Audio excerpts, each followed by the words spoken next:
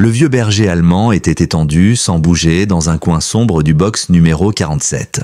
Son corps amaigri trahissait la noblesse passée d'un chien autrefois admiré, désormais réduit à l'ombre de lui-même. Depuis 14 mois, Ghost n'était plus qu'un fantôme, disparu sans laisser de traces, arraché à son maître, laissant derrière lui des questions sans réponse et une communauté en deuil. « C'est son dernier jour », murmura Madame Sarah Benson, la responsable du refuge, en consultant son registre d'une main tremblante. « Personne ne veut de lui, il ne regarde même plus les visiteurs. » À travers les grandes fenêtres du bâtiment en béton, les rayons obliques du soleil matinal projetaient des ombres longues et froides. Le silence fut soudain brisé par le bruit feutré de pas réguliers. Un homme d'une quarantaine d'années s'avançait lentement, les yeux attentifs, comme s'il cherchait quelque chose sans encore savoir quoi. Son visage, buriné par les années, portait les marques de nuits trop longues et de combats intérieurs trop lourds. Dans le box 47, les oreilles de Ghost se dressèrent. Sa tête se redressa d'un coup, ses muscles tressaillirent. Quelque chose dans la démarche de cet inconnu, un parfum du passé, un écho d'une autre vie. Quand leurs regards se croisèrent à travers les grilleurs métalliques, le chien brisé se mit à pleurer. Ce cri déchirant fit trembler deux âmes et changea à jamais le cours de leur existence. Laissez un j'aime si l'histoire vous touche et dites-nous ce que vous en pensez dans les commentaires. Sans oublier de mentionner la ville depuis laquelle vous regardez. Maintenant, reprenons le fil de cette histoire. Michael Carter n'aurait jamais imaginé que sa vie le conduirait là. À 42 ans, se retrouver dans un refuge animalier, à chercher un chien pour combler un vide qui rongeait son foyer depuis plus d'un an, c'était une pensée qu'il n'aurait jamais osé formuler. Ancien maître chien de la brigade K9 de la police de Westbrook, Michael se tenait droit, comme tous les hommes qui avaient porté l'uniforme pendant plus de 15 ans. Mais ses yeux disaient autre chose. Il parlait d'épuisement, de chagrin, de solitude. Depuis la disparition de Ghost, sa maison de plain-pied dans le comté de Riverstone n'était plus qu'un mausolée. Chaque matin, il posait 2 gamelles sur le sol avant de se figer, se souvenant soudain qu'il n'y avait plus qu'une seule bouche à nourrir. Et chaque soir, un silence pesant s'abattait sur les murs, seulement rompu par les murmures erratiques de sa grand-mère Evelyn, dont la mémoire s'étiolait jour après jour. Evelyn Carter, 78 ans, ancienne institutrice respectée, menait une lutte silencieuse contre la maladie d'Alzheimer. 2 ans auparavant encore, elle corrigeait les journaux avec une précision redoutable. Aujourd'hui, son esprit glissait entre passé et présent comme un pinceau détrempé d'eau, effaçant les contours, brouillant les repères. Pourtant, de manière inexplicable, ses souvenirs de Ghost restaient intacts. Chaque matin, elle se dirigeait vers la fenêtre de la cuisine, plissait les yeux vers le jardin vide et posait la même question, la voix fragile mais pleine d'une espérance douloureuse. Quand est-ce que mon garçon rentre à la maison ? Michael s'était battu contre l'inévitable pendant des mois. Son départ anticipé des forces de l'ordre avait été imposé après qu'il ait détourné des ressources de la brigade pour continuer la recherche de Ghost. Des hélicoptères, des patrouilles, des bénévoles, des affiches, des articles, rien n'avait été négligé. Mais tout cela avait un coût. Leurs revenus avaient chuté de moitié. Les frais médicaux d'Evelyn, ses traitements, les visites chez le neurologue, la résidence spécialisée, tout s'empilait sur la table de la cuisine comme des rappels cruels du temps qui passe. Et puis, il y avait cette enveloppe dissimulée derrière la cafetière. L'avis de saisie, le compte à rebours, c'était Frank Albert, leur voisin depuis 20 ans qui l'avait empêché de sombrer. Un vétéran du Vietnam au franc-parler légendaire, toujours vêtu d'une chemise en flanelle et d'une casquette de baseball élimée. Chaque soir, il apparaissait avec 2 bières tièdes et ce genre de sagesse rugueuse qu'on ne trouve que chez ceux qui ont vu l'enfer de près. Certains combats se font à la gâchette, fiston, disait-il souvent. D'autres, c'est avec la foi. Ghost n'était pas qu'un chien de travail, il était le partenaire de Michael. Pendant 5 années, ils avaient partagé des missions de sauvetage, retrouvé des enfants perdus, traqué des criminels et reçu des distinctions qui prenaient aujourd'hui la poussière dans un carton au grenier. L'intelligence de Ghost était légendaire même parmi les unités K9. Et sa douceur naturelle avec les enfants et les personnes âgées en avait fait une mascotte pour toute la ville. Le jour de sa disparition hantait toujours les nuits de Michael. Une balade tranquille sans uniforme dans le grand parc de Fernridge. Puis soudainement, plus rien. Une laisse rongée, abandonnée au pied d'un banc. Et le vide. Les recherches n'avaient duré des semaines. Les drones, les bénévoles, les appels à témoins, tout s'était soldé par des impasses. Michael n'arrivait pas à abandonner. Mais ce matin-là, alors qu'il franchissait les portes du refuge, un dilemme terrible s'imposait à lui. Peut-être était-il temps de laisser entrer à nouveau la lumière. La journée où Ghost avait disparu avait pourtant commencé comme tant d'autres dans la maison des Carter.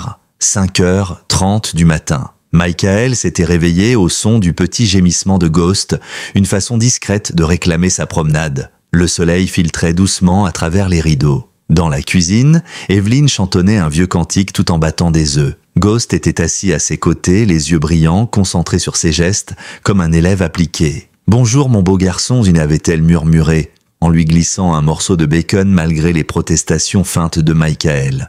Tout semblait normal, serein, mais quelque chose clochait. Ghost semblait nerveux. Il allait sans cesse à la porte d'entrée, les oreilles dressées, comme s'il guettait une menace invisible. Il revenait vers Michael, puis repartait, encore et encore. « Il est comme ça depuis l'aube », avait noté Evelyn, posant les assiettes sur la table. « On dirait qu'il attend quelqu'un. » Elle s'était interrompue un instant, son regard devenant brumeux, comme chaque fois que la maladie s'invitait. Ou alors, il sait quelque chose qu'on ne sait pas. Michael avait haussé les épaules. Ghost avait toujours été sensible, capable de percevoir des changements infimes, dans le climat, l'humeur ou l'environnement. Mais ce matin-là, son agitation ressemblait plus à de l'inquiétude qu'à de la vigilance.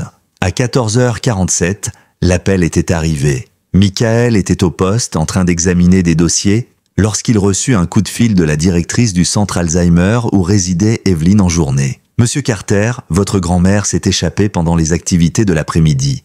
Nous avons fouillé les bâtiments et les abords, mais elle a disparu. Son sang se glaça. Evelyn avait connu des épisodes de confusion, mais jamais elle ne s'était aventurée seule dehors. La directrice poursuivait nerveuse. Nous avons alerté la police et mobilisé notre personnel pour la retrouver.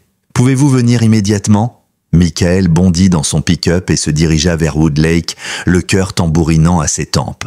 Evelyn pouvait être n'importe où, perdue, désorientée, incapable même de dire son nom si on l'abordait. Le soleil frappait brutalement à travers le pare-brise.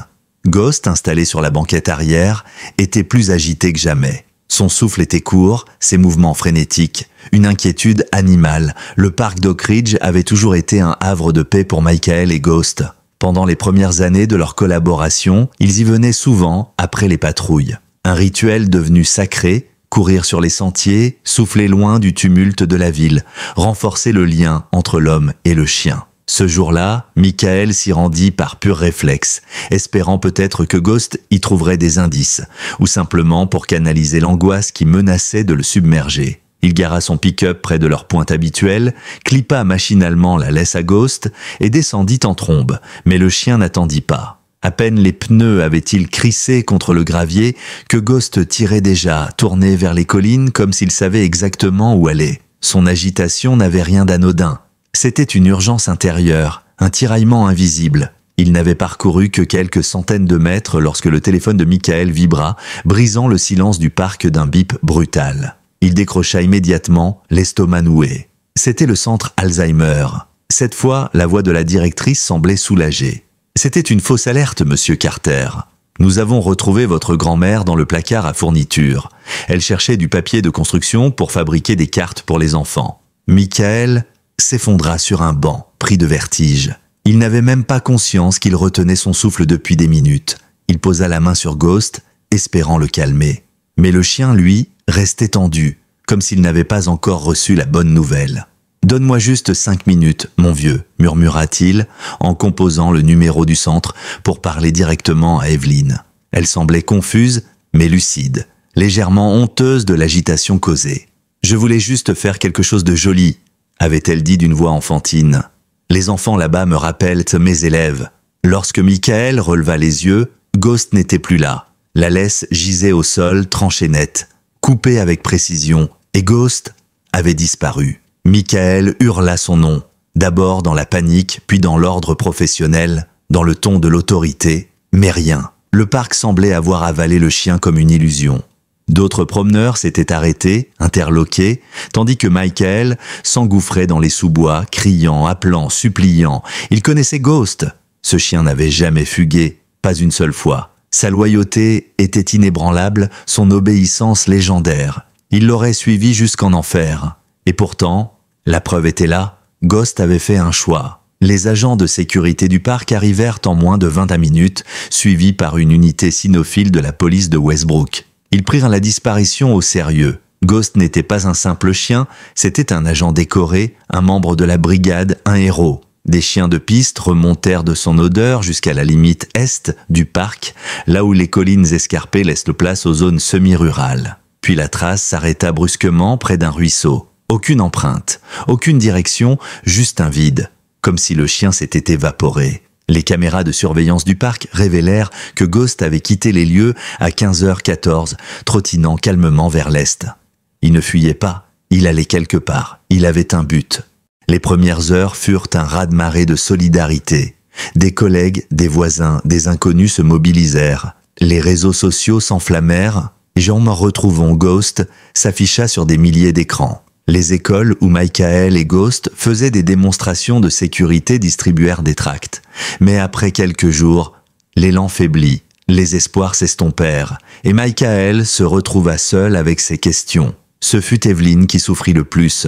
Elle ne comprenait pas pourquoi Ghost ne revenait pas pour le dîner. Chaque soir, elle plaçait sa gamelle sur le sol de la cuisine, puis attendait près de la porte arrière, les yeux pleins d'un espoir qui fendait le cœur. « Il n'est jamais en retard pour manger », murmurait-elle, et Michael ne savait quoi répondre. Comment dire à une femme dont la mémoire s'effrite que même lui ne comprenait pas ce qu'il s'était passé? 3 mois plus tard, Michael fut convoqué au siège de la police de Westbrook. La salle de conférence semblait plus petite que d'habitude. Le commandant Stevens feuilletait des dossiers avec cette lenteur désagréable des gens qui s'apprêtent à annoncer une mauvaise nouvelle. « Carter, faut qu'on parle !» La voix du commandant était aussi tranchante qu'une lame. Les affaires internes ont terminé leur évaluation sur l'affaire Ghost. Le verdict est tombé. Le département ne peut plus allouer de ressources à cette recherche. Michael serra les mâchoires. 3 mois d'hélicoptère, de patrouille, d'heures supplémentaires. Et maintenant quoi? On abandonnait. Commandant, Ghost est un officier décoré. On ne laisse pas un des nôtres derrière. C'est un chien, Carter. Ces mots frappèrent de Michael comme un poing dans le ventre. Un chien précieux, certes, mais du matériel de service. L'assurance a versé son indemnisation. On va entamer les démarches pour le remplacer. Remplacer? Ce mot résonna comme un blasphème. Michael sentit sa gorge se nouer. Vous parlez de mon partenaire comme d'un véhicule de patrouille qu'on envoie à la casse. C'est exactement ce dont il s'agit, répondit Stevens plus calmement. Je sais que c'est dur. Tout le monde ici respectait Ghost. Mais tu as 37 dossiers actifs sur ton bureau. Et cette obsession te détourne de ton travail. Il montra la pile de dossiers. Cambriolage, disparition, violence domestique. Des êtres humains, disait-on, qui méritaient plus d'attention qu'un chien. La bureaucratie était une langue qu'on apprenait à force de silence avalé. Mais ce jour-là, Michael ne put rester muet. « Et si je prenais un congé sans solde ?» demanda-t-il. « Je finance mes recherches, mon temps, mon essence. Pas un centime du département. » Stevens le fixa. « Tu peux pas te le permettre. Pas avec les frais médicaux de ta grand-mère, tu vas risquer sa sécurité pour retrouver un chien que personne n'a vu depuis 3 mois ?» Michael n'eut pas besoin de répondre. Ce soir-là, en quittant le commissariat, il déposa une lettre de démission sur le bureau du commandant. Le choix était impossible. Et pourtant, il était fait. Frank l'attendait sur le porche, 2 bières à la main. Il l'avait su. Il savait que ce moment viendrait. « Tu veux que je te dise que t'as eu raison, hein ?» dit-il. « Je peux pas. Mais je peux te dire que parfois, ce qu'un homme doit faire n'a rien à voir avec l'argent. Parfois, c'est une question de foi. » Et Michael savait que Frank avait raison. Ce n'était plus une histoire de justice. C'était une histoire de promesse. La dernière paie de Michael couvrit à peine la moitié des dépenses mensuelles. Le reste? Un gouffre sans fond. Les factures s'entassaient sur le comptoir, menaçantes, chaque enveloppe blanche ressemblant à une sentence. Il avait décroché un petit contrat de consultant en sécurité pour une entreprise de stockage à Eastwood, mais les horaires bas étaient aléatoires, les missions peu rémunérées, rien qui ne permette de stabiliser le navire. La maison, jadis paisible, était devenue une forteresse assiégée. Les lumières restaient souvent éteintes, les repas se résumaient à des conserves, et le chauffage était coupé plus souvent qu'allumé. Evelyn, elle, déclinait. Chaque semaine, son monde rétrécissait. Ses bons jours se faisaient plus rares, remplacés par de longues plages de confusion où elle oubliait jusqu'à son propre nom. Mais, comme un miracle cruel, les souvenirs de Ghost persistaient. Elle pouvait oublier la date, l'endroit où elle vivait, ou même que Michael était son petit-fils. Mais elle parlait de Ghost avec une clarté presque douloureuse. Elle se souvenait de ses marques, de son collier en cuir, du bruit de ses pattes sur le carrelage au petit matin. « Où est-il, Michael ?» répétait-elle parfois 20 ou 30 fois dans la journée. Il est jamais parti aussi longtemps. Chaque soir, elle plaçait mécaniquement la gamelle d'eau et la gamelle de croquettes sur le sol. Puis elle restait figée devant la porte arrière, les mains croisées, à guetter un fantôme. Dr Lily Warren, la neurologue en charge d'Evelyn, fut directe lors de leur dernier rendez-vous. Toute rupture dans sa routine aggrave ses symptômes. La disparition de Ghost n'est pas qu'un traumatisme émotionnel, c'est un facteur aggravant sur le plan cognitif. Le cerveau d'un patient atteint d'Alzheimer peut s'accrocher à un élément précis. Ghost est devenu ce repère pour elle. Alors Michael se mit à chercher plus intensément encore, mais cette fois seul. Il établit une carte sur laquelle il traça des zones, des itinéraires, des refuges. Il visita plus de 70 structures en 3 États, Californie, Nevada, Arizona. Il dormait parfois dans son camion, un vieux thermos à ses pieds et la photo de Ghost sur le tableau de bord. Il passait ses week-ends à interroger des vétérinaires, des promeneurs, des bénévoles de refuge. Il parlait peu, mais ses yeux racontaient tout. Au départ, les gens réagissaient avec compassion. Des policiers à la retraite proposèrent leur aide. Des élèves des écoles locales organisèrent des collectes de fonds. Une cagnotte atteignit 15 000 $ en quelques semaines. Les médias s'emparèrent de l'histoire. Un ex-agent de police à la recherche de son partenaire disparu. Mais au fil des mois, l'intérêt s'étiola. Les posts sur les réseaux sociaux devenaient de plus en plus rares. Les recherches collectives du week-end se réduisirent à une poignée de volontaires. Puis, il ne reste plus que Michael. La solitude devint sa routine. Il continuait ses ronds, méthodiques, obstinés, parfois jusqu'à l'épuisement. Et dans les moments les plus sombres, il se surprenait à douter. Et s'il était mort? Et si on lui avait fait du mal? Il secouait la tête, s'interdisant d'imaginer l'impensable. S'il était blessé, quelqu'un aurait appelé, se répétait-il. Il est pucé, il a ses médailles, on m'aurait contacté. Mais aucune preuve n'était apparue. Et parfois, l'absence devient la seule preuve qu'il reste un espoir. Un soir d'automne, particulièrement glacial, Michael s'effondra dans l'ancien box de Ghost, dans la petite structure qu'il avait construite dans leur jardin il y a des années. Il avait gardé la niche, les couvertures, les jouets, comme un mausolée. Ce soir-là, Frank le trouva là, assis par terre, les yeux rougis. Michael pleurait, des larmes silencieuses, denses, celles d'un homme qui avait tout contenu trop longtemps. « Tu sais ce qui me tue ?» murmura-t-il. « Ce n'est pas de ne pas savoir où il est. C'est d'imaginer ce qu'il endure, faim, froid, peut-être la peur, ou pire, s'il est entre de mauvaises mains. J'ai passé 5 ans à lui apprendre à faire confiance aux humains. Et si cette confiance l'a tué? » Frank posa une main solide sur son épaule. « Écoute-moi bien, ce chien t'aimait plus que tout au monde, il a fait ce qu'il croyait juste. Et quoi qu'il ait vécu, ne déshonore pas son amour en te laissant bouffer par les essies. » Puis vint le mardi, une matinée banale, ciel couvert, tasse de café froid et une enveloppe posée sur la table. Une lettre, l'avis officiel de saisie de la maison. Michael avait maintenant exactement 90 jours pour régler les 37 000 $ de pénalité et de retard, ou tout perdre. Evelyn la trouva quelques heures plus tard, alors qu'elle cherchait la laisse de Ghost dans le placard. Elle lut les mots lentement, la main tremblante, puis leva les yeux vers Michael, les sourcils froncés comme une enfant devant un mot qu'elle ne comprenait pas. « C'est quoi, ça? Est-ce qu'on va perdre la maison ?» Michael s'agenouilla près d'elle, lui reprit la feuille doucement. « Ce n'est rien, mamie. Juste de la paperasse. Tu n'as pas à t'en soucier. » Mais Evelyn, dans un éclair de lucidité rare, le fixa droit dans les yeux. C'était la femme forte, l'enseignante qu'il avait connue dans son enfance. « Ne me mens pas, mon garçon. J'ai enseigné la lecture pendant 40 ans. Je sais très bien ce que veut dire saisie immobilière. » Le reste de la conversation fut l'un des moments les plus difficiles de sa vie. Elle écouta en silence pendant qu'il lui expliquait les dettes, les impayés, le combat. Lorsqu'il eut fini, elle ne parla pas tout de suite. Puis elle posa ses mains noueuses sur ses genoux et dit simplement « Ghost voudrait qu'on soit en sécurité. Peut-être qu'il est temps de le laisser partir. » Mais Michael n'était pas prêt à lâcher. Pas encore. Pas tant qu'il lui restait un soupçon de foi. Les saisons passèrent sans faire de bruit. L'automne s'effaça lentement derrière les premières gelées, puis vinrent les bourrasques hivernales, mordantes et silencieuses comme les regrets. Michael avait désormais une routine bien rodée. Il travaillait en journée, souvent dans des immeubles de bureaux ou des petits centres commerciaux, installant des caméras de sécurité pour un salaire dérisoire. Le soir, il s'occupait d'Evelyn, dont les accès de confusion se faisaient plus violents, plus fréquents. Et le samedi matin, sans faute, il prenait sa glacière remplie de bouteilles d'eau et de 2 sandwichs, chargeait sa camionnette et repartait en mission. La photo de Ghost était toujours sur le tableau de bord, à côté de la laisse usée, comme un rappel de ce qu'il cherchait. Il n'existait plus de week-end de repos, de sorties entre amis, ni même de sommeil réparateur. Il n'existait plus que la route, les refuges, les cliniques vétérinaires, les parcs, les chemins escarpés et les murmures d'espoir étouffés par la réalité. Il avait développé une méthode presque militaire. À chaque nouveau secteur, il commençait par les refuges, puis les cliniques, ensuite les parcs, les sentiers, les parkings de supermarchés où des chiens abandonnés traînaient parfois autour des bennes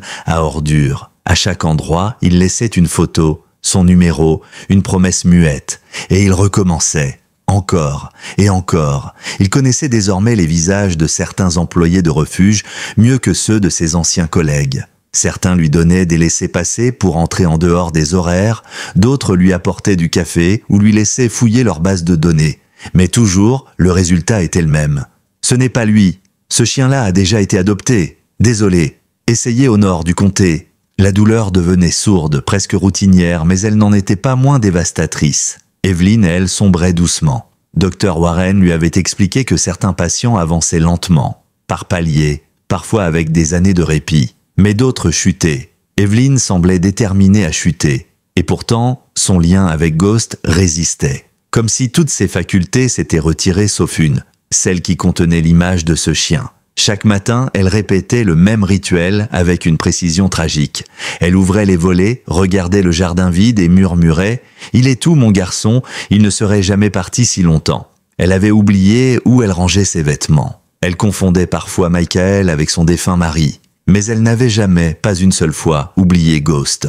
Pendant ce temps, les finances de Michael s'écroulaient comme une falaise rongée par la mer. Le salaire d'agent de sécurité ne suffisait plus. La pension d'Evelyn ne couvrait qu'une partie des soins. Les médicaments coûtaient plus cher que les courses.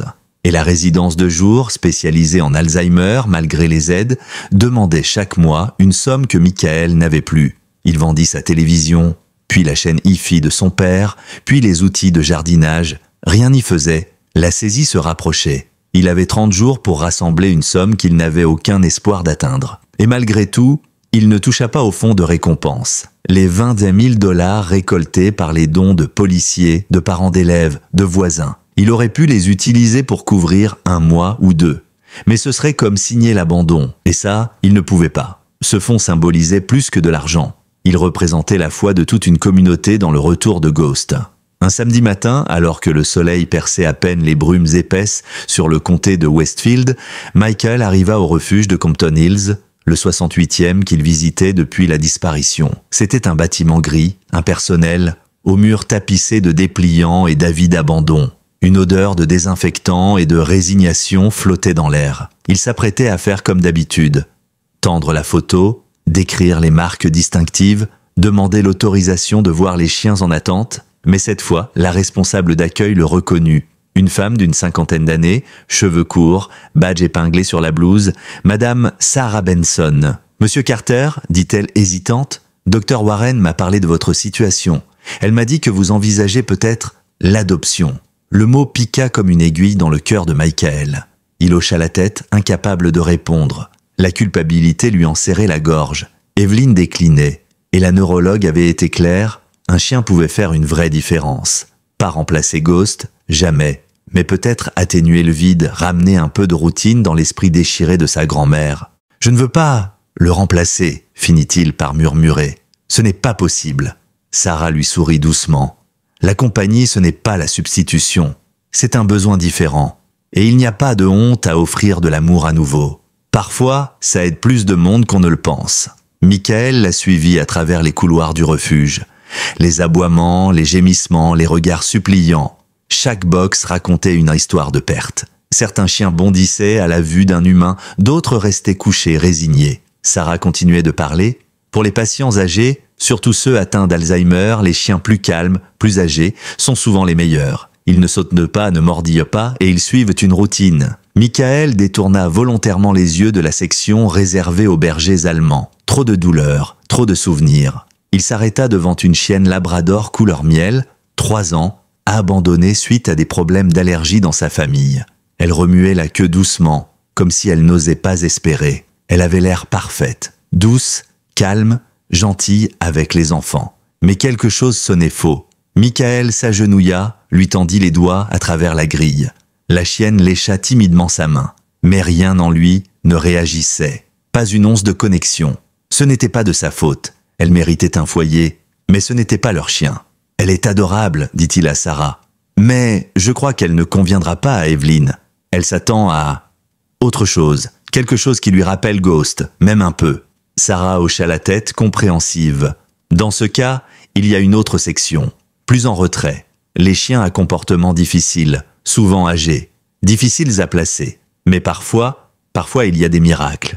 Le couloir menant à la section arrière du refuge n'avait rien de rassurant. Les lumières y étaient plus faibles, les murs défraîchis, et une odeur âcre de désespoir y flottait, comme si les murs eux-mêmes savaient que les animaux enfermés ici n'avaient plus beaucoup d'espoir. Sarah s'arrêta devant une porte métallique rouillée qu'elle ouvrit avec un bip magnétique. Elle se tourna vers Michael avec un air à la fois solennel et prudent. « Ne vous attendez à rien, ceux-là, ils ont été oubliés. Certains ne répondent plus à personne. » Ils entrèrent dans une pièce à l'éclairage vacillant où les box étaient plus étroits, les plaques d'identification presque effacées. Il y avait là une dizaine de chiens, chacun dans un silence étrange, presque anormal pour un refuge.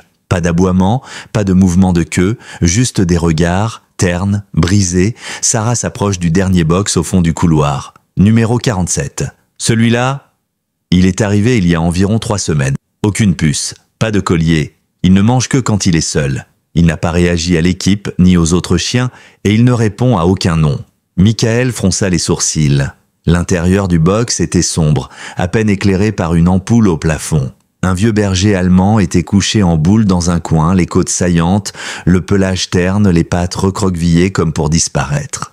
Il respirait lentement, les yeux à demi fermés. Michael s'approcha lentement, accroupi, les mains posées sur les genoux. Il ne dit rien, il n'appela pas. Il observa. Quelque chose dans la posture, dans la ligne du dos, dans la forme des oreilles, réveilla en lui une onde de choc silencieuse. Il ouvrit doucement sa main, fit glisser sa paume contre la grille, dans un geste qu'il n'avait pas fait depuis des mois, presque oublié. Le chien ne bougea pas, pas au début. Puis, comme si un fil invisible venait d'être reconnecté, ses oreilles se dressèrent, son museau frémissait. Il se redressa légèrement, lentement, avec la lenteur d'un corps qui a trop souffert, et il fixa Michael, droit dans les yeux. L'intensité de ce regard arracha un souffle au cœur de Michael. Ce n'était pas un simple regard, c'était une reconnaissance. Le chien se leva, tremblant, chaque mouvement semblant lui coûter un effort colossal. Il avança jusqu'à la grille, posa une patte sur le bas du panneau, puis une autre. Il incline la tête, exactement comme Ghost le faisait quand il voulait comprendre quelque chose. Il émit un petit gémissement, à peine audible. Michael sentit ses yeux se remplir. « Ghost » souffla-t-il. À ce mot, le chien se raidit.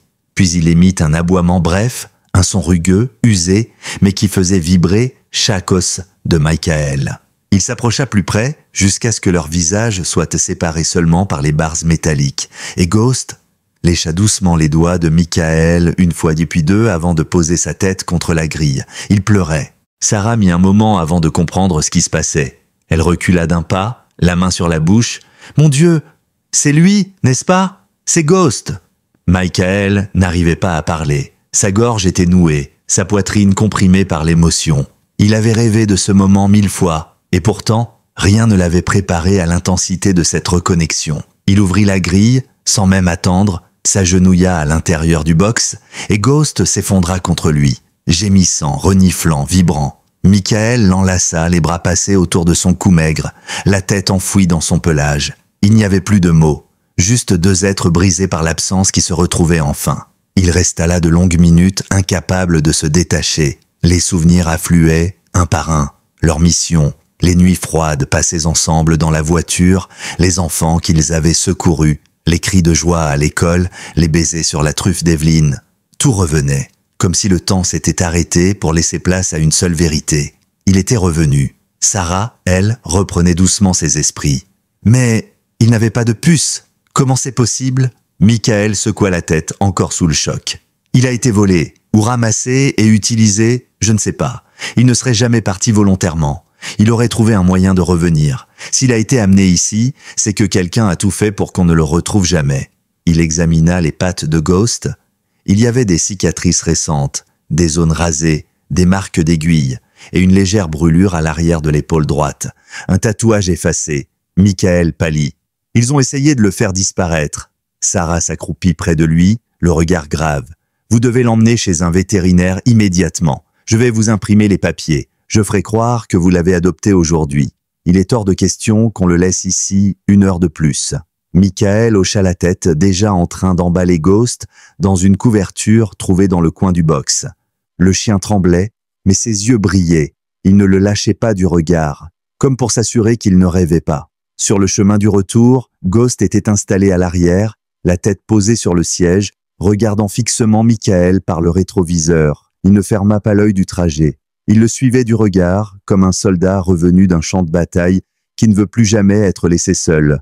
Michael conduisait d'une main, l'autre posée à l'arrière, effleurant la tête de son chien, comme pour vérifier qu'il était réel. Quand ils arrivèrent à la maison, Evelyn était assise dans le salon, les yeux perdus sur une émission de cuisine qu'elle ne comprenait pas.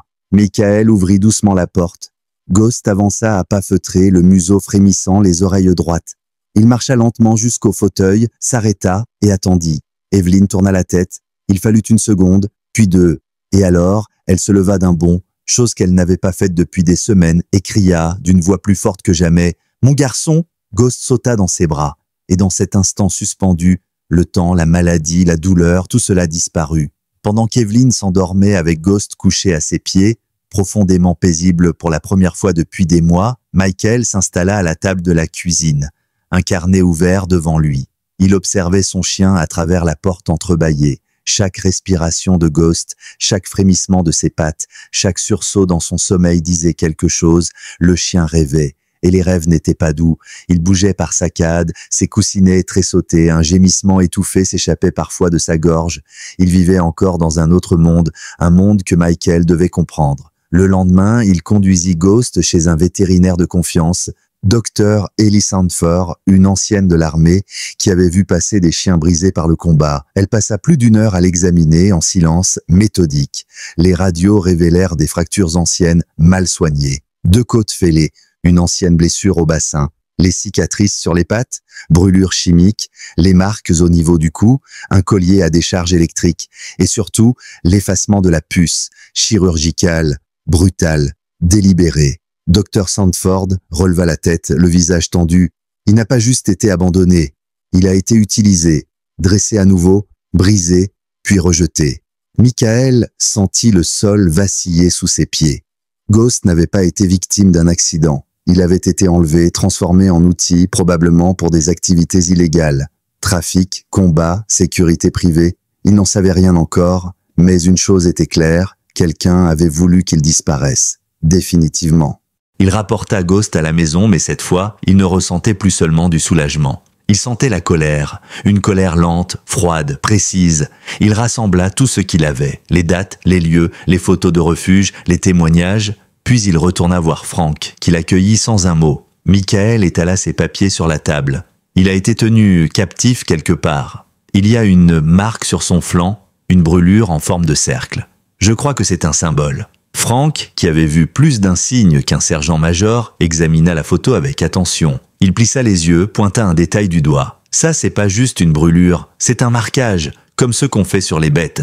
Et ça ressemble au sigle d'une société de sécurité privée. J'ai vu ça sur une caisse de munitions dans un entrepôt à l'extérieur de Levington. Michael nota le nom, Levington, une ville industrielle à 2 heures de route, presque abandonnée, gangrenée par des entrepôts illégaux, des clubs de combat clandestins, des zones franches où la police n'allait plus vraiment. Il commença à fouiller, il créa une fausse identité en ligne, intégra des forums où circulaient des vidéos de combats de chiens, de ventes illégales, de groupes paramilitaires privés. L'un d'eux attira son attention, une organisation nommée Sentinel Corps, officiellement déclarée comme société de surveillance. Officieusement, Un groupe trouble employant d'anciens militaires, des chiens dressés à l'extrême, utilisés pour des missions d'intimidation dans des milieux où la loi ne passait plus. Il fit défiler les photos sur le site obscur, les yeux fixés sur chaque museau, chaque regard. Puis il s'arrêta. Son souffle se coupa. Une image floue, datée de 3 semaines auparavant,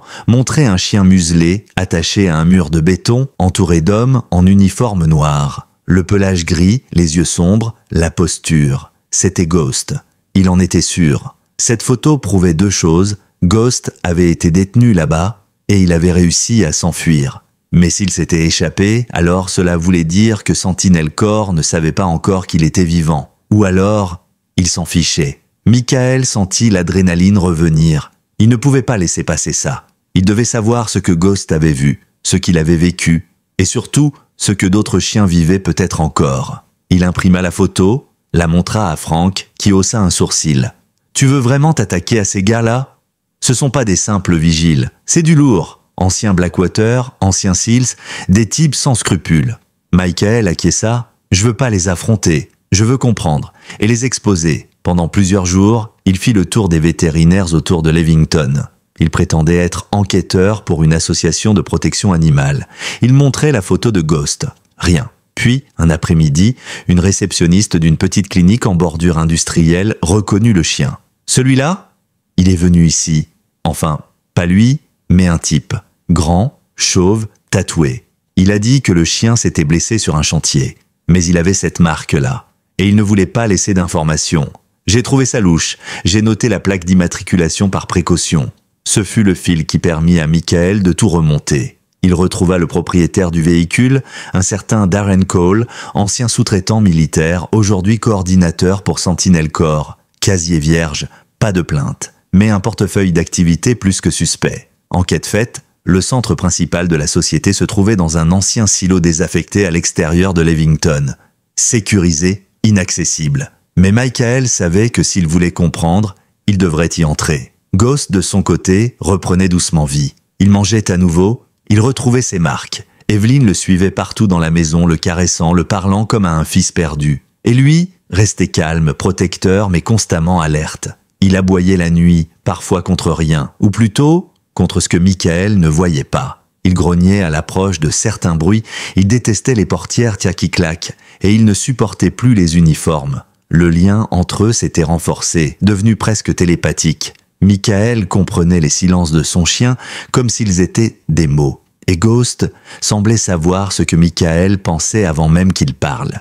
Ils n'étaient plus juste partenaires. Ils étaient 2 survivants, liés par la douleur, par une mission qui ne s'était jamais vraiment terminée. Et cette mission désormais allait les mener au cœur même d'un enfer dissimulé dans les zones grises de la loi, là où les chiens devenaient des armes, et où Ghost n'était peut-être pas le seul à devoir être sauvé. Michael ne dormit presque pas la veille de son départ pour Levington. Il s'assit dans son bureau, le plan du silo déplié sur la table, un croquis reconstitué à partir de photos aériennes et d'anciens documents d'urbanisme. C'était un ancien complexe militaire de la guerre froide, partiellement rénové, transformé en site d'entraînement pour chiens de sécurité et gardes armés. Officiellement, il s'agissait d'un centre de formation agréé. Officieusement, les vidéos, les photos et les témoignages discrets indiquaient tout autre chose. Dressage à la violence, combat clandestin, usage illégal de chiens pour l'intimidation ou la torture. Et Ghost avait été là, au cœur de ce système. Michael se sentait prêt, plus calme qu'il ne l'aurait imaginé. Ce n'était pas une vengeance, c'était une opération. Il n'était plus un simple citoyen en colère. Il redevenait l'enquêteur qu'il avait été, méthodique, déterminé. Il emporta une caméra dissimulée, une oreillette et un enregistreur miniature. Il avait même pris soin d'activer un protocole de sécurité avec Frank. S'il ne donnait aucun signe de vie d'ici 24 heures, Frank enverrait tout le dossier à une journaliste d'investigation indépendante avec qui Michael avait déjà discuté. Heather Langston, réputée pour ses reportages sur les abus dans le secteur de la sécurité privée. Il arriva à Levington avant l'aube. La ville semblait figée dans un autre temps, avec ses entrepôts abandonnés, ses rues désertes, ses pancartes à moitié arrachées. Il gara sa camionnette à 3 pâtés de maison du site, puis termina à pied, un sac en bandoulière sur l'épaule. L'entrée principale du complexe était barricadée, mais Michael n'était pas venu pour frapper à la porte. Il longea la clôture sur plus d'1 kilomètre jusqu'à trouver une faille. Un ancien conduit de ventilation, rouillé mais encore accessible. Il força le passage, se glissa à l'intérieur et rampa pendant presque 10 minutes à travers la poussière, les toiles d'araignée et l'obscurité étouffante. À sa sortie, il se retrouva dans un entrepôt secondaire, probablement un ancien espace de stockage. L'odeur lui sauta au visage. Sueur, ammoniac, peur. Il y avait des cages, des dizaines, certaines vides, d'autres occupées. Il s'approche, le cœur battant. Un Doberman au pelage noir charbon était couché, le regard vide. Plus loin, un Rottweiler boitait, une plaie mal refermée sur le flanc. Et au fond, une chienne husky tremblait en silence, le ventre collé au sol. Tous avaient des colliers identiques, noirs, larges et numérotés. Aucune identité, juste des numéros. Michael enregistra tout, chaque cage, chaque cicatrice, chaque absence de nom.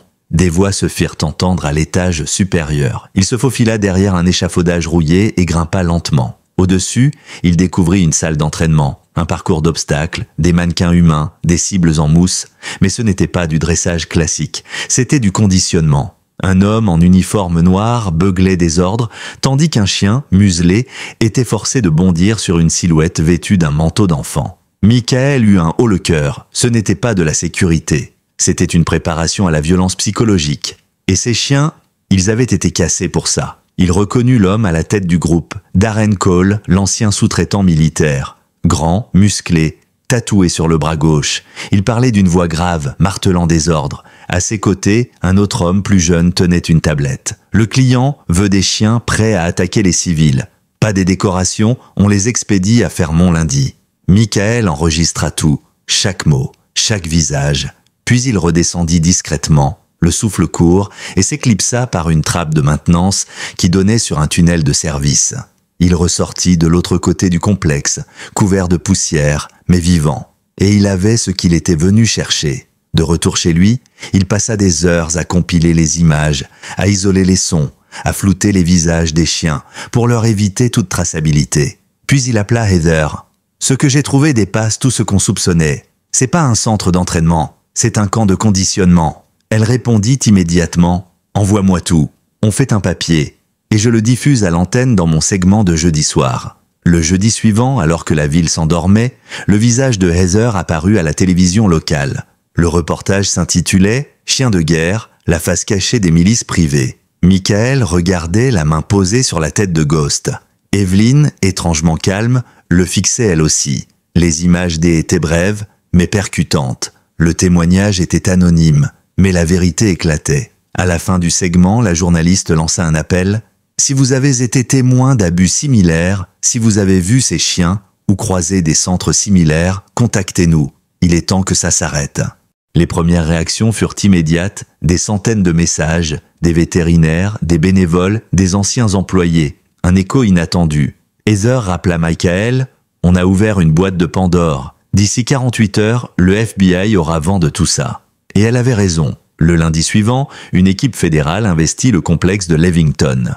L'affaire fut classée comme investigation en cours. Des chiens furent saisis. Certains survivants furent réorientés vers des refuges spécialisés. D'autres, trop traumatisés, ne purent être sauvés. Mais Ghost, lui, était rentré chez lui. Et ce qu'il avait enduré avait permis de faire tomber un empire. Le silence qui suivit la diffusion du reportage fut trompeur. Pendant qu'à la télévision, l'image de Ghost figé devant les grilles rouillées se gravait dans les esprits, Michael recevait des appels à toute heure. Des vétérans, des éducateurs, des anciens agents de sécurité, des familles brisées. Tous racontaient des morceaux de vérité, des histoires semblables, des chiens disparus, des programmes secrets, des circuits d'oubli bien huilés. L'histoire de Ghost n'était pas unique. Elle était le sommet d'un iceberg invisible. Et cela ne faisait que commencer. Heather, de son côté, poursuivit son travail. Elle dévoila une deuxième enquête, puis une troisième. Le nom de Sentinel Corps fut mentionné dans des commissions internes. Des comptes offshore gelés, des contrats municipaux révoqués. L'administration fit semblant d'être surprise. Mais tout le monde savait, mais personne n'avait parlé. Jusqu'à ce qu'un vieux berger allemand brisé fasse irruption dans un refuge minable au nord du comté. jusqu'à ce que la loyauté d'un chien fasse éclater une vérité que les hommes avaient enterrée. Pour Michael, les jours qui suivirent furent paradoxaux. Il était devenu, malgré lui, un symbole. Les gens le reconnaissaient dans la rue. On lui serrait la main. Des enfants lui envoyaient des dessins de Ghost. Et pourtant, dans l'intimité de sa maison, rien n'avait changé. Evelyn avait encore ses absences. Elle appelait parfois Ghost par le nom de son mari, ou croyait être en 1964. Ghost, lui, ne dormait jamais vraiment. Il restait allongé, les oreilles dressées, la tête sur ses pattes, les yeux toujours ouverts. Il ne tolérait plus les bruits métalliques, ni les sifflements, ni certaines voix graves à la télévision. Il s'interposait entre Michael et la porte à chaque fois qu'un inconnu s'approchait. Et la nuit, il faisait des cauchemars, violents, tordus. Il hurlait dans son sommeil, des cris gutturaux que Michael n'avait jamais entendus, même lors des pires interventions policières. Il se réveillait en sursaut, haletant, le poil hérissé, le regard paniqué. Michael l'emmenait alors dehors, assis sur les marches du porche, une couverture sur les épaules, le bras autour de son chien. Parfois, il restait là 1 heure entière, sans un mot, juste le silence du jardin, les grillons et la respiration lente qui reprenait doucement son rythme. Ils s'étaient battus, ensemble, mais les cicatrices étaient inégales. Michael pouvait en parler. Ghost, lui, devait tout garder. À la demande d'Heather, Michael accepta de témoigner devant une commission d'audit fédérale. Il se rendit à Washington avec Ghost, devenu entre-temps une figure quasi héroïque sur les réseaux. L'audience fut longue, sèche, technique. On parle de protocole, de responsabilité, de législation. Mais quand vint son tour de parler, Michael ne cita aucun article de loi. Il raconta la disparition, la souffrance d'Evelyn, les mois de recherche, la découverte dans ce refuge oublié, le regard de Ghost dans ce box froid, et tout ce qui avait suivi. Il termina par ces mots, la voix tremblante mais ferme. « Ce chien n'est pas une arme, il est un survivant. Et ce qu'il a enduré, des dizaines d'autres l'endurent encore, parce que des hommes comme vous ferment les yeux. Il n'y eut pas d'applaudissements, mais un silence épais, et parfois, c'est plus puissant qu'un tonnerre de main. » De retour à Willow Falls, il retrouva Evelyn, assise sur le canapé, un vieux livre de recettes ouvert sur les genoux. Ghost dormait à ses pieds, paisible pour une fois. Michael s'assit à côté d'elle. « Tu veux que je te lise une recette ?» Elle tourna la tête, le fixa longuement, puis elle hocha la tête. « D'accord, mais fais les biscuits au beurre, comme quand j'étais petite. » Ce fut ce jour-là que Michael comprit. Il n'y aurait pas de fin heureuse, pas au sens classique du terme. Il n'y aurait pas de retour à la normale. Trop de choses avaient été perdues, trop de choses avaient été brisées. Mais il y aurait quelque chose d'autre, une lente reconstruction, une dignité retrouvée, et peut-être un sens plus profond dans cette lutte. Il décida de créer une fondation, The Ghost Initiative, une organisation destinée à recueillir, soigner et reconditionner les chiens rescapés des circuits illégaux. Le but n'était pas de les replacer, c'était de leur offrir un sanctuaire, un lieu où ils pourraient vivre simplement, sans peur, sans violence, sans utilité à prouver, juste vivre. Les dons affluèrent, des vétérinaires bénévoles, des éducateurs canins, des vétérans, même d'anciens membres de Sentinel Corps, honteux, en quête de rédemption. Le terrain fut acheté en périphérie de Willow Falls. Une grange rénovée, des enclos naturels et surtout des chambres silencieuses, chauffées, avec des coussins moelleux et une lumière douce. Ghost fut le premier à y entrer. Il hésita, flairant le sol, s'approchant d'un lit pour chien, comme s'il n'en avait jamais vu un. Puis il s'allongea. Et pour la première fois depuis des années, il ferma les yeux sans trembler. Les mois passèrent, et ce qui avait commencé comme une croisade personnelle devint un mouvement national. Le nom de Ghost Initiative circulait désormais dans les articles de presse, les plateaux télé, les salles d'audience. On parlait de réforme, de surveillance renforcée des entreprises de sécurité, de contrôle éthique sur les pratiques de dressage. Heather Langston fut nominée pour un prix journalistique et Michael, malgré sa réticence, accepta de figurer dans un documentaire produit par une plateforme indépendante. Il ne voulait pas devenir une célébrité. Il voulait juste que personne n'oublie. Le centre de Willow Falls accueillait désormais une trentaine de chiens. Certains venaient du sud du Texas, d'autres de zones industrielles du nord de l'État. Chaque arrivée était un nouveau combat. Certains chiens restaient des semaines sans manger. D'autres hurlaient à la moindre porte qui s'ouvrait. Mais petit à petit, le calme s'installait. L'amour, la patience et la routine faisaient ce que la violence avait tenté d'effacer. Ghost, lui, était devenu le gardien silencieux du sanctuaire. Il ne jouait pas. Il n'aboyait presque jamais, mais il passait ses journées à veiller sur les autres. Il s'allongeait près des nouveaux arrivants, posait sa tête sur leurs flancs, les regardait sans un mot. Il semblait comprendre.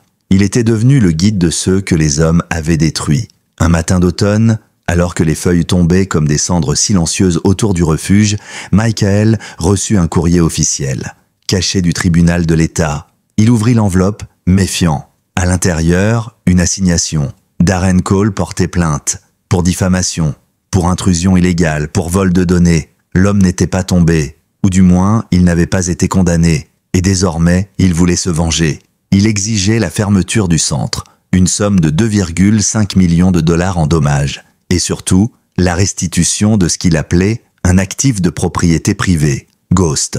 Michael sentit le monde se resserrer autour de lui. Comment était-ce possible? Après tout ce qui avait été révélé, après les rapports, les témoignages, les preuves, il appela Heather immédiatement. Il tente de retourner l'histoire contre nous. Il prétend que Ghost lui appartenait, qu'il l'a dressé légalement, qu'il a été volé, et comme aucun acte officiel ne prouve ma propriété depuis la disparition, Heather, toujours calme même dans la tempête, répondit avec assurance. « On va contrer ça. J'ai tout documenté. On a les dossiers vétérinaires, les images, le témoignage des refuges, et surtout l'opinion publique. Il ne s'en sortira pas. Mais il va falloir te battre, officiellement. » Le procès eut lieu à Albany, loin des projecteurs de Willow Falls. Michael, accompagné d'un avocat bénévole spécialisé dans les droits des animaux, se présenta au tribunal avec Ghost à ses côtés. Les premiers jours furent absurdes. L'équipe juridique de Cole tenta de prouver que le chien avait été abandonné, qu'il avait été rééduqué, qu'il avait subi une rupture de contrat. Ils présentèrent des photos, des pseudo-certificats de dressage, même une séquence vidéo où Ghost, muselé, attaquait un mannequin. Michael resta calme, mais chaque mensonge le brûlait de l'intérieur. Puis vint son tour de parler. Il raconta tout, encore une fois. Mais cette fois, il n'était pas seul. Sarah Benson, la responsable du refuge, témoigna. Dr Sandford aussi. Frank se déplaça en personne. Evelyn, malgré sa maladie, envoya une vidéo enregistrée où elle caressait Ghost et murmurait « Il est rentré enfin. Il a retrouvé sa maison. » Le juge écouta longuement. Puis, lors du dernier jour, un fait inattendu renversa le cours du procès. Heather obtint une fuite d'un ancien employé de Sentinel Corps, un dossier confidentiel. À l'intérieur, une liste de chiens dressés et revendus. Ghost y figurait sous le code XR017B avec une note, potentiel élevé, mais attachement antérieur non effacé, risque de loyauté persistante. Cela suffisait. Ce n'était plus une dispute de propriété, c'était un trafic documenté. La plainte fut rejetée. Cole perdit tout droit sur Ghost. Mais plus encore, un mandat d'enquête fédéral fut émis contre sa société. Cette fois, définitivement. Le soir même, Michael rentra à la maison, éreinté mais soulagé. Il retrouva Ghost devant la porte du centre, assis comme une statue. Le chien se leva à sa vue, remua doucement la queue et posa sa tête contre sa jambe. Michael s'agenouilla. C'est fini. Tu es libre. Officiellement, définitivement. Mais il savait au fond de lui que rien ne serait jamais totalement fini. Parce que dans ce monde, les cicatrices ne se ferment jamais vraiment. Elles deviennent juste des signes, des cartes, des rappels. Et parfois, il faut apprendre à vivre avec. Après le procès, Michael aurait pu chercher le calme. Il aurait pu se retirer dans la routine du refuge, cultiver son jardin, se contenter de faire tourner la Ghost Initiative en silence.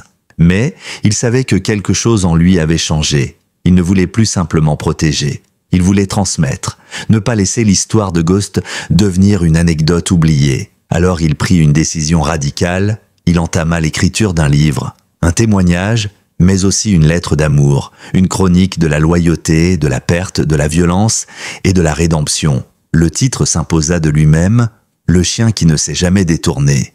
Il écrivit la nuit, souvent assis sur le porche, Ghost couché à ses pieds. Parfois, il lisait à haute voix ce qu'il venait de rédiger. Et dans ces moments-là, le chien levait les yeux comme s'il comprenait, comme s'il approuvait. Le récit ne cherchait pas à faire pleurer. Il cherchait à rappeler, à marquer, à réveiller les consciences. Un jour de novembre, alors qu'il s'apprêtait à sortir du centre pour une course en ville, un pick-up s'arrêta devant le portail. Une femme descendit, jeune, frêle, les traits tirés, les mains tremblantes. À ses côtés, un enfant, 7 ans. pas plus, silencieux. Et dans ses bras, un chiot croisé malinois, aux oreilles abîmées et au regard craintif. La femme s'approcha sans même dire bonjour. « On m'a dit que vous pourriez l'aider. » Michael la fit entrer sans poser de questions.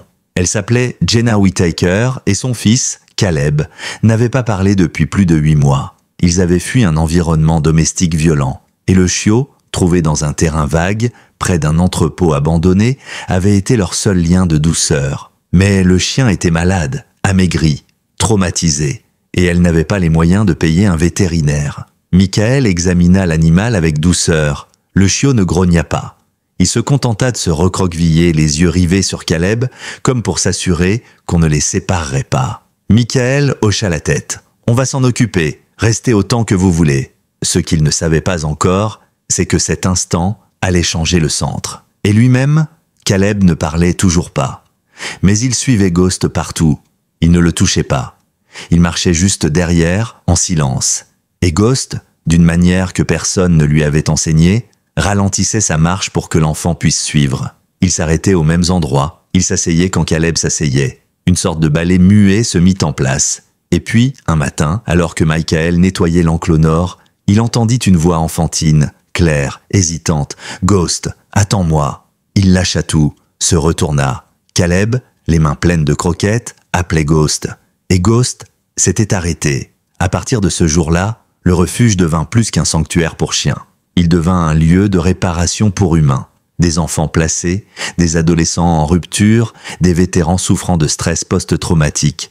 Tous commencèrent à venir, parfois pour quelques jours, parfois pour des semaines entières. La fondation s'élargit, pas par volonté de croissance, mais par nécessité, parce que les blessés de la société reconnaissent ceux qui portent les mêmes cicatrices. Michael observait tout cela avec une pudeur tranquille. Il ne cherchait pas à guider, il créait juste l'espace. Et Ghost, fidèle à lui-même, continuait son rôle de sentinelle bienveillante. Il dormait toujours dans la même position, il mangeait à heure fixe. Mais son regard avait changé. Moins inquiet, moins hanté, comme s'il avait enfin trouvé un but, un havre, une fin à son combat. Puis, un soir d'hiver, alors que le centre préparait un événement public, Michael reçut un appel. Numéro masqué, une voix déformée au téléphone. « Vous croyez vraiment que ce chien ne représente plus un danger ? Vous croyez que ce que vous avez détruit ne va pas se reconstruire ailleurs ? Ce n'est pas fini, Miller, pas encore. » Puis le silence, la tonalité. Michael resta figé. Il reconnut quelque chose dans ce ton. Pas Cole, quelqu'un d'autre, quelqu'un de plus jeune, de plus radical. Il alerta immédiatement Heather qui mit son équipe de cybersécurité sur l'affaire. Quelques jours plus tard, elle confirma, un groupe se formait sur le dark web, inspiré de l'ancien modèle de Sentinel Corps, plus discret, plus jeune, plus technologique, mais tout aussi dangereux. Ils appelaient ça The Dominion Ring, et Ghost figurait dans leurs documents de formation comme une anomalie, une faiblesse du programme. Ils le surnommaient le chien dissident. Michael comprit que l'histoire n'était pas terminée. Qu'un fantôme peut éveiller une lumière, mais aussi provoquer des ombres. Il serra Ghost dans ses bras ce soir-là, longtemps, comme s'il voulait l'ancrer à jamais dans le réel, dans le présent, dans la paix qu'ils avaient enfin construite. Mais au fond de lui, il savait. L'heure viendrait où il devrait choisir. Protéger le sanctuaire ou l'ouvrir une dernière fois à la tempête. Les jours qui suivirent l'appel anonyme furent marqués par une tension sourde. Michael se levait plus tôt, vérifiait les clôtures du sanctuaire, testait chaque caméra de surveillance, chaque serrure. Il n'en parlait pas aux bénévoles, pas encore. Mais il avait vu assez de violence pour reconnaître la rumeur d'un orage.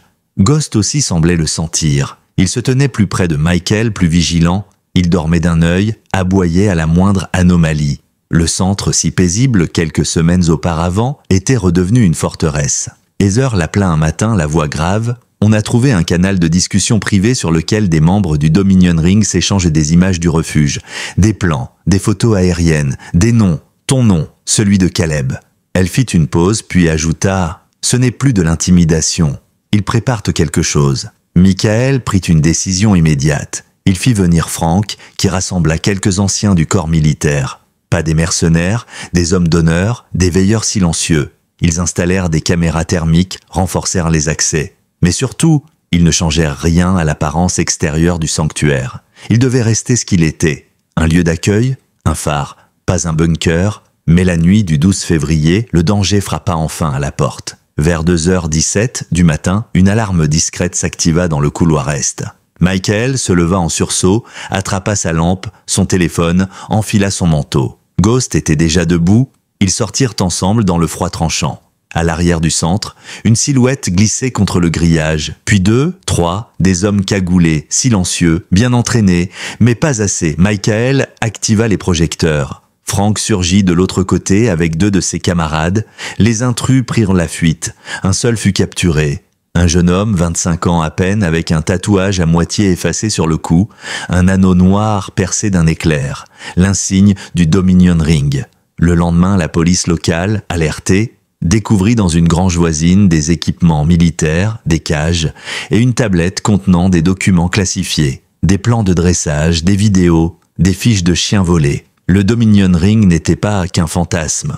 C'était une résurgence, bien réelle, plus souterraine, plus violente encore que Sentinel Corps. Les médias s'enflammèrent. Une fois de plus, Michael dut raconter, témoigner, prouver. Mais cette fois, quelque chose était différent. Il n'était plus seul. Caleb parlait désormais. Il expliqua devant les caméras comment Ghost l'avait sauvé du silence, comment il n'avait plus peur. Evelyn, malgré sa confusion passagère, sourit à la télévision en disant « Ils n'auront plus jamais peur, pas tant que Ghost veille ». Et le pays écouta. Quelques jours plus tard, une demande inattendue parvint à Michael. Une unité spéciale du gouvernement fédéral, chargée de la surveillance des organisations paramilitaires clandestines, proposa de créer un programme pilote basé sur la philosophie de Ghost Initiative, réhabilitation des chiens, insertion dans des missions humanitaires et déconstruction des circuits de violence. Michael hésita longtemps. Il ne voulait pas militariser à nouveau, il voulait protéger. Mais l'idée était simple, former des chiens rescapés pour intervenir dans des situations de crise, non pour attaquer, mais pour guérir. Et Ghost, sans que personne ne le lui demande, sembla donner sa réponse. Un matin, alors qu'un petit garçon autiste visitait le refuge, il eut une crise, se coucha au sol, en larmes, incapable de bouger. Ghost s'approcha lentement, il se coucha contre lui, posa sa tête sur son ventre, et l'enfant se calma, immédiatement, comme si une vieille douleur venait de fondre dans la chaleur d'un être qui comprenait sans mots. Ce jour-là, Michael comprit que Ghost avait encore une mission. Il accepta donc l'idée d'un programme. Il ne serait pas dirigé par le gouvernement. Il serait supervisé par le centre, indépendant, transparent, centré sur la guérison. Et Ghost en serait le premier ambassadeur. La boucle semblait se refermer, mais pas tout à fait, car un soir, alors que Michael marchait seul près de la forêt bordant le sanctuaire, il retrouva, cloué à un arbre, un collier, usé, noir, brûlé. Il reconnut l'un des modèles utilisés à Levington. Une note y était attachée, griffonnée à l'encre rouge. « Vous avez brisé la chaîne, mais la meute court encore !» Michael sentit le poids des années lui tomber sur les épaules. Le combat n'était pas terminé, pas encore. Il y aurait d'autres Ghosts, d'autres Caleb, d'autres nuits à veiller, mais il ne serait plus seul. Ghost était là, et ce chien, qui avait traversé l'enfer, continuait à marcher, inébranlable. Le printemps arriva comme un souffle nouveau sur Willow Falls. Les arbres reprenaient vie. Les chemins autour du refuge se parsemaient de fleurs sauvages et les hurlements lointains des chiens n'étaient plus des cris de douleur, mais des appels au jeu, des invitations au monde.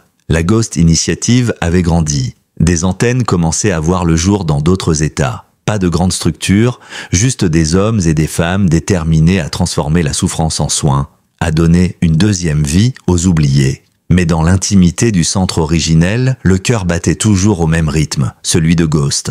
Il avait vieilli, ses pattes étaient moins rapides, son souffle plus court, mais il marchait toujours inlassablement le long des enclos, des dortoirs, des cours de récréation improvisés. Il connaissait chaque bruit, chaque présence, et chaque jour, il s'arrêtait devant le panneau d'entrée là où était gravée sa silhouette dans le bois. À ceux qui ont tenu, même brisés. Un après-midi, alors que Michael finissait de planter un chêne près de la clôture ouest, Caleb vint le voir. Le garçon, désormais plus grand, plus assuré, portait un carnet de dessin sous le bras. Il s'assit à côté de Michael, lui tendit le carnet. À l'intérieur, une série de croquis. Ghost avec un chiot, Ghost sous la pluie, Ghost devant un enfant qui pleure. Et à la dernière page, un simple mot, écrit maladroitement mais avec force. « Merci, Michael sentit sa gorge se nouer. Il posa sa main sur l'épaule de Caleb, incapable de parler. Puis ils regardèrent Ghost, allongé au loin dans l'herbe haute, le regard tourné vers l'horizon. C'est là que tout bascula. Un matin, Ghost ne se leva pas. Michael s'approcha doucement, le cœur battant. Le vieux chien respirait encore, faiblement. Il ouvrit les yeux, juste un instant. Son regard chercha celui de Michael, puis celui de Caleb, puis se ferma doucement, comme si c'était enfin le moment, comme s'il savait qu'il avait tout accompli. Michael s'agenouilla, le caressa longuement. Il ne pleura pas tout de suite.